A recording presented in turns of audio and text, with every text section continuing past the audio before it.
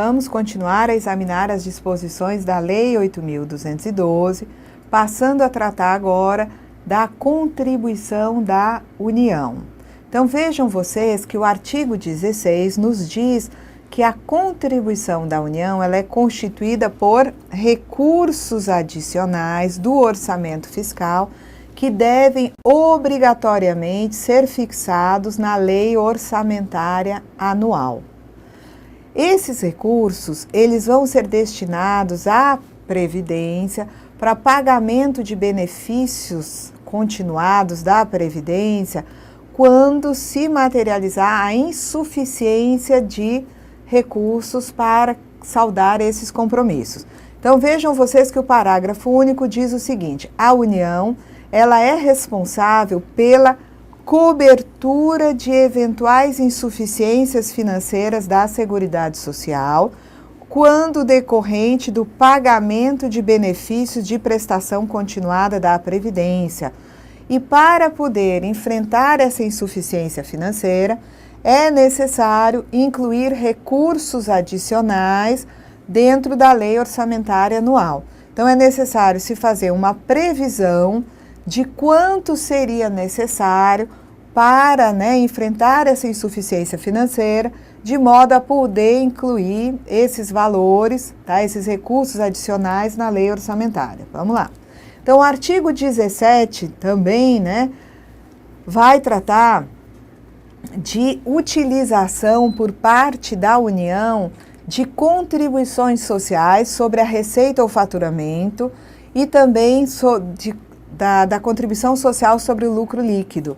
Então, os recursos advindos da COFINS, os recursos advindos da arrecadação da contribuição social sobre o lucro líquido, vocês encontram aí a previsão de que a União os utilize para o pagamento dos chamados encargos previdenciários da União. Exemplo de encargo previdenciário da União: a pensão para os portadores da síndrome da talidomida, a pensão para os dependentes das vítimas da hemodiálise em Caruaru. Todos esses são encargos previdenciários da União. E o artigo 17 prevê que se use recursos advindos das contribuições sobre a receita ou faturamento e sobre o lucro para o pagamento desses encargos, mas desde que assegurada a destinação de recursos para a saúde e para a assistência social. Então, a utilização dos recursos provenientes da COFINS, da Contribuição Social sobre o Lucro, para pagamento de encargos previdenciários da União, dos EPUs, só pode acontecer na medida em que eu tenha a garantia de que serão financiadas as ações de saúde e assistência social. Durante um período, inclusive, havia previsão de quanto dos recursos advindos dessas contribuições seriam utilizados para pagamento dos encargos previdenciários da União. Então, vocês vejam que são disposições bem antigas: usar 55% do arrecadado em 92, 45% em 93, até 30% em 94, até 10% em 95. Já houve uma prova da Receita onde era necessário marcar quais as contribuições que não estariam sendo utilizadas somente para a Seguridade Social. E você deveria, então, marcar a alternativa que contivesse as contribuições sobre a receita ou faturamento ou a contribuição sobre o lucro, que pode-se utilizar parte dos recursos para o financiamento dos encargos previdenciários da União. O artigo 18 da Lei 8.212 prevê que as contribuições destinadas à Seguridade Social podem contribuir a partir de 92 para o financiamento de despesas com pessoal e administração geral apenas do INSS, do INAMPS, da LBA e também da FUNABEM, Vejam vocês que aqui nós temos um problema, Interrogação para esse dispositivo. O que acontece aqui? Dentre essas contribuições que estão aí, no parágrafo único do artigo 11, nós temos as contribuições da empresa sobre a folha de salários e demais rendimentos, as contribuições dos segurados e a partir da alteração da Constituição, que determinou lá no artigo 67, inciso 11, que contribuição da empresa sobre folha de salários e demais rendimentos, tá? E que a contribuição do segurado só pode pagar benefício de prestação continuada, esse tipo de contribuição, constitucionalmente, não pode ser usado para pagar a folha do INSS, despesas administrativas do INSS, tá? Da autarquia, que é a que operacionaliza o regime geral. Não tem jeito. INAMPS foi extinto, LBA foi extinta, a FUNABEM foi extinta também.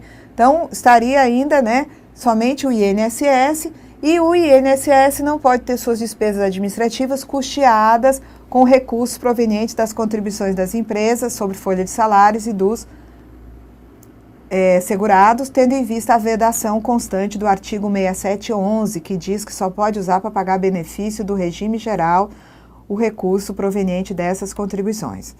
Bom, artigo 19, nós temos que o Tesouro Nacional, ele repassa mensalmente os recursos relativos às contribuições sociais destinados à execução do orçamento da Seguridade Social. Decorrido o prazo, o repasse deve ser mensal, decorrido o prazo, tá?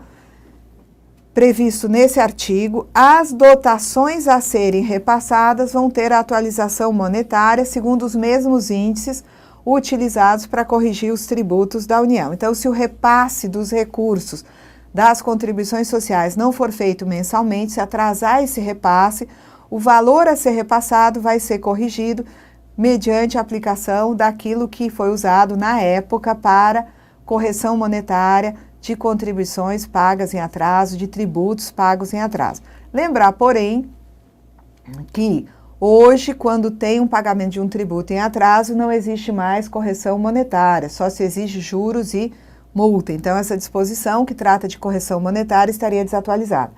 Os recursos oriundos da majoração das contribuições sociais, né, ou da criação de novas contribuições destinadas à Seguridade, somente podem ser utilizados para atender ações nas áreas de saúde, previdência e assistência social, tá?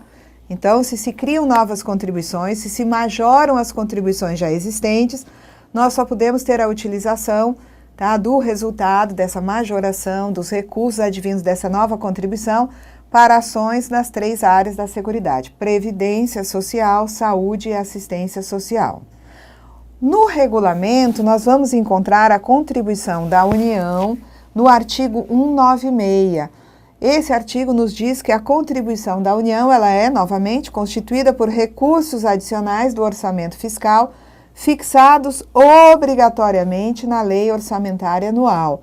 E temos também que a União é responsável pela cobertura de eventuais insuficiências financeiras da Seguridade quando decorrente do pagamento de benefício de prestação continuada da Previdência na forma prevista na Lei Orçamentária Anual. Então, faltou recurso para pagar a Previdência, aqueles recursos adicionais já foram antecipados, já foram incluídos na Lei Orçamentária Anual, para poder enfrentar essa insuficiência e honrar o pagamento dos benefícios naquele período. O artigo 97 volta aos encargos previdenciários da União, dizendo que podem contribuir para pagar esses encargos previdenciários da União os recursos da Seguridade Social, tá? Que estão, né, previstos aqui no inciso 6 do parágrafo único do artigo 95, na forma de lei orçamentária anual, assegurada a destinação de recursos para as ações de saúde e assistência social. Então, traduzindo, o que ele nos diz aqui é que as contribuições das empresas sobre a receita ou faturamento e o lucro, COFINS e contribuição social, vão gerar recursos que parte desses recursos pode ser utilizada pela União para pagar os EPUs, encargos previdenciários da União, mas com cuidado de assegurar a destinação de recursos para as ações de saúde e assistência social. Vamos lá. Então, vamos para a contribuição do segurado, começando pela contribuição de empregado, empregado doméstico e trabalhador avulso. Então, a contribuição desses segurados é calculada mediante a aplicação de uma alíquota sobre o seu salário de contribuição. E é uma contribuição não cumulativa. Então, significa dizer que eu defino a faixa de salário de contribuição e, consequentemente, eu defino o percentual. Que eu não preciso quebrar um valor de R$4.000 em várias faixas para aplicar em cada faixa, num pedaço aqui, eu aplico 8%. No outro pedaço, a partir de um valor até um limite, eu aplico 9%. Acima, né, desse patamar, na outra faixa eu aplico 11%. Não é assim, isso não existe. Se uma pessoa tem R$4.000, ela está numa faixa onde, sobre o total dos R$4.000, vai se aplicar uma contribuição de 11%. Então, a lei, ela nos diz que, a depender do salário de contribuição, eu vou ter a alíquota de 8%, 9% ou 11%. Esses valores aqui são valores muito antigos, que estão aí, tá? Não da época da lei, porque eles já estão em reais, mas, né, são bem antigos. Por quê? Porque hoje eu tenho a tabela correta, que nos é dada, né, pela portaria número 15, interministerial número 15, já atualizada, tá? E essa atualização, nós vamos obedecer ao que está no parágrafo 1º. Esses valores aqui, tá? Segundo o parágrafo 1º, eles vão ser reajustados a partir da data da entrada em vigor da Lei 8.212, na mesma época e com os mesmos índices usados para reajustar benefícios de prestação continuada da Previdência. Então, aquela tabela lá atrás foi reajustada ano após ano, mediante a aplicação dos mesmos índices que reajustaram benefícios. Tá? Esse índice hoje utilizado é o INPC, né? Então, o INPC veio sendo aplicado nos benefícios para manter o poder aquisitivo, para manter, né, o valor real. O mesmo índice que serviu para reajustar benefícios, serviu para reajustar as faixas de salário de contribuição. De modo que agora, em 2013, eu tenho as seguintes faixas. Quem tem, né, remuneração até R$ 1.247,70 contribui com 8% da sua remuneração. Quem tem remuneração de R$ 1.247,71 até R$ 2.079,50 contribui com 9% do total do seu salário. Quem tiver a remuneração acima de R$ 2.079,50, né, ou seja, de R$ 2.079,51 até o teto, vai contribuir com 11%. Então, o disposto nesse artigo também se aplica a empregados e trabalhadores avulsos que prestem serviço à microempresa. Ah, isso não é óbvio? Foi empregado, contribui com 8%, 9%, 11%. Mas houve uma época em que quem era empregado de microempresa só contribuía com 8%, era a alíquota mínima. Hoje não. Empregado de microempresa que ganha R$ 2.000 vem parar aqui nessa segunda faixa, contribui com 9%. Empregado de microempresa que ganha R$ 3.000 vem para cá, vai pagar uma contribuição mensal de 11%. Ok? Vamos lá. Contribuição do empregado, do doméstico e do avulso conforme o regulamento.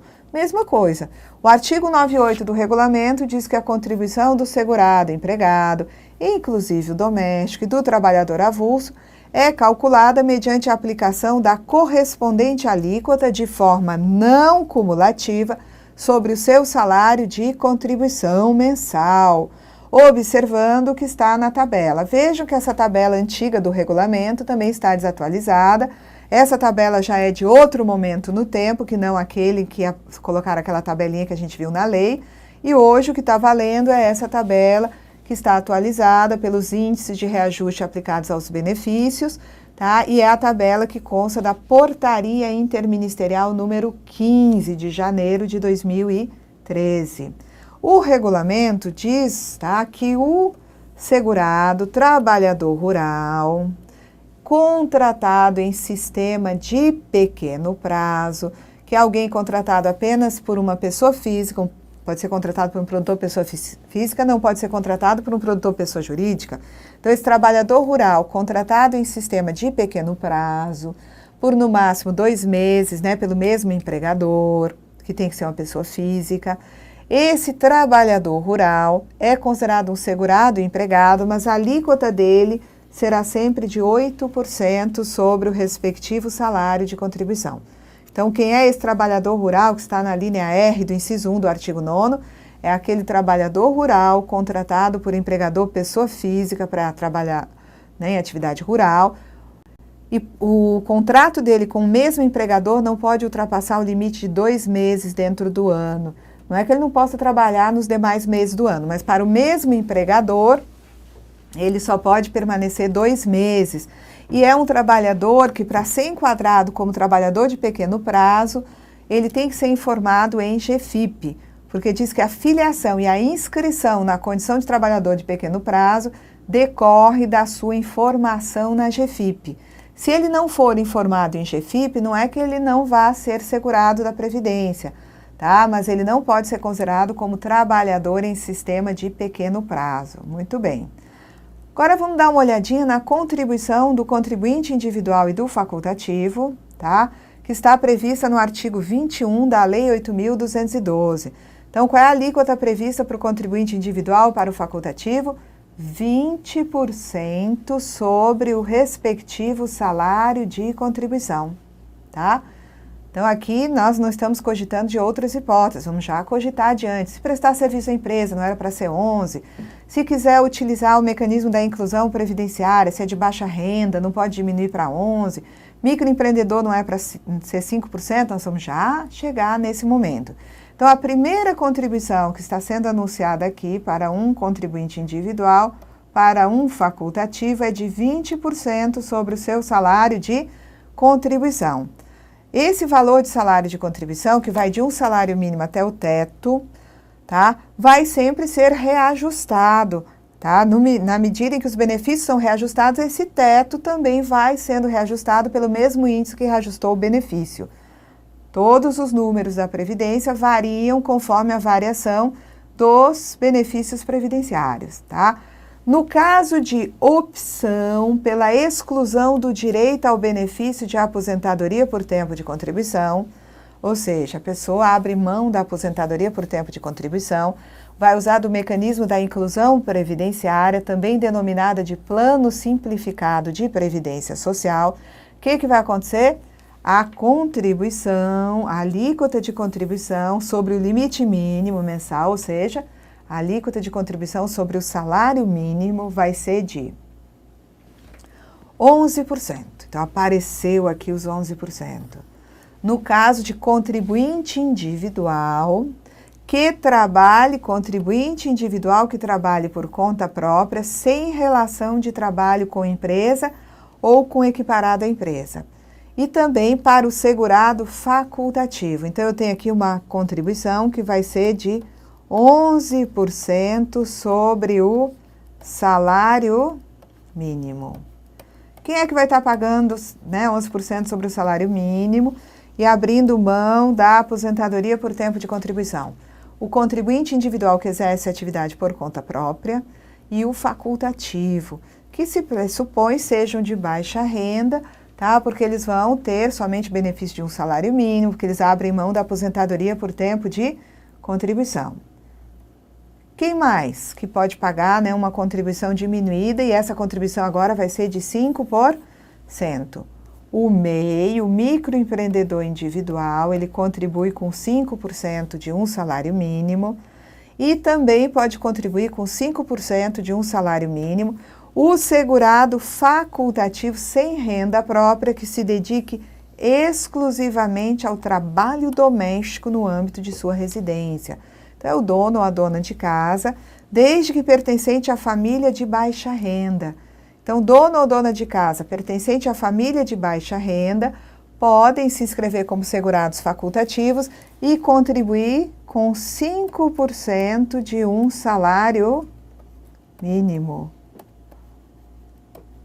E já nós vamos ter a informação de quem é este dono ou dona de casa de baixa renda. Vamos examinar aqui, tá? Então, contribuição do contribuinte individual. Se ele exerce atividade por conta própria, a contribuição dele em geral é de 20%. Mas se ele optar pela inclusão previdenciária, contribui com 11%. Se ele é um microempreendedor, contribui com 5%.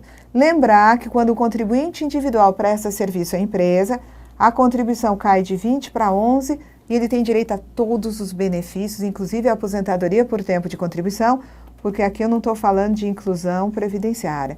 Eu estou falando de um individual que presta serviço à empresa, a empresa tem uma contribuição enquanto contratante, o individual contribui também. A contribuição, nesse caso, vai ser bem maior do que essa daqui, por exemplo, tá? Quando o contribuinte individual presta serviço a uma entidade beneficente isenta de contribuição enquanto contratante, aí a alíquota dele fica em 20%, tá?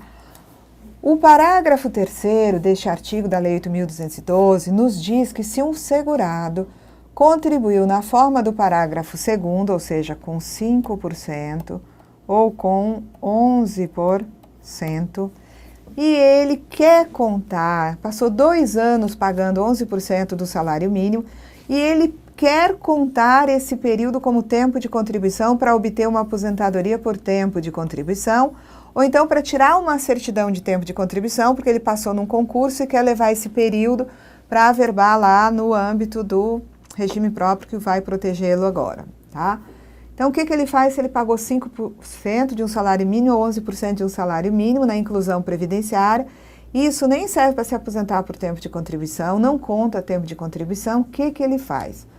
Aqui nós temos a receita, vale arrepender, porque esse contribuinte individual, ele vai, complementar a contribuição mensal mediante recolhimento sobre o salário mínimo, em vigor naquela competência.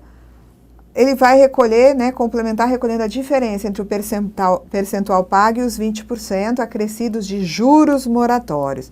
Então, é assim, onde ele pagou 11 naquele mês, se ele quer contar aquele mês para tempo de contribuição, ele paga mais 9, faz 20.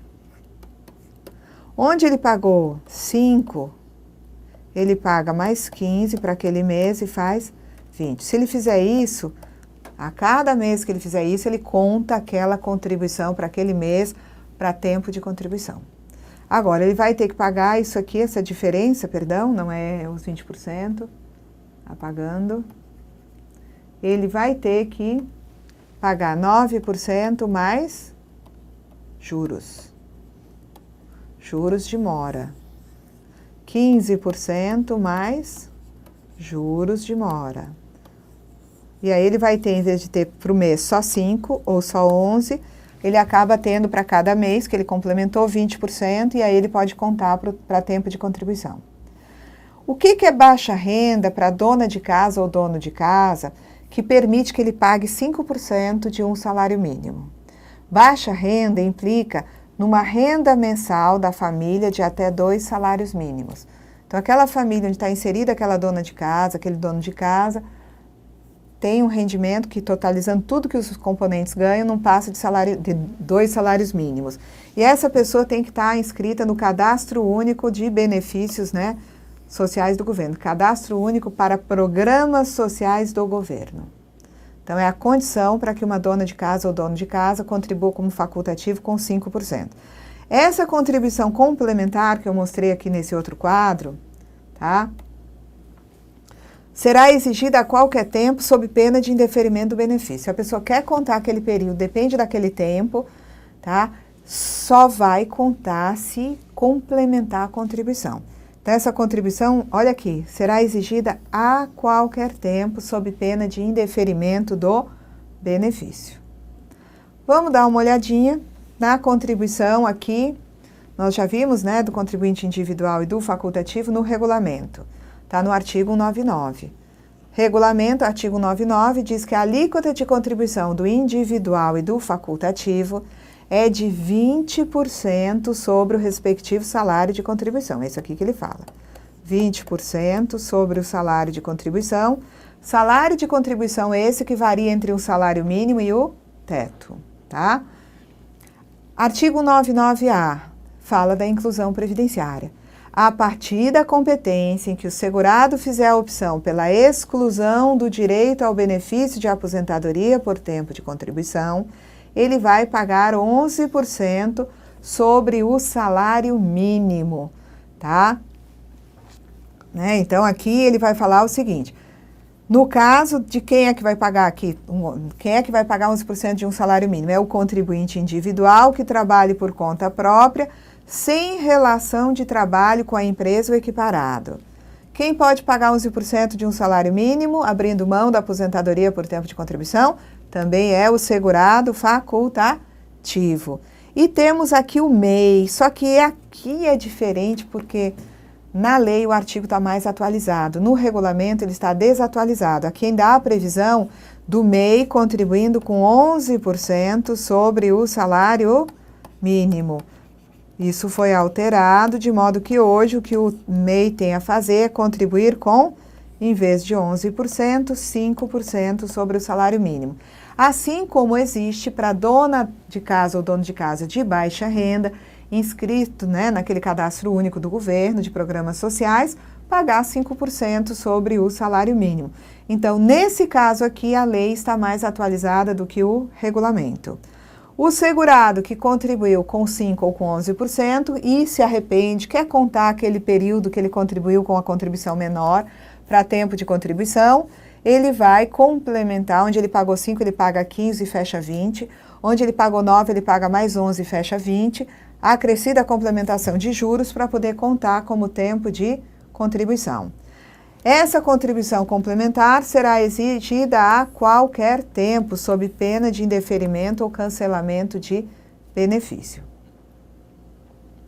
Então, os prazos, só chamando a atenção aqui do seguinte: o CI por conta própria e o facultativo, o recolhimento deles é até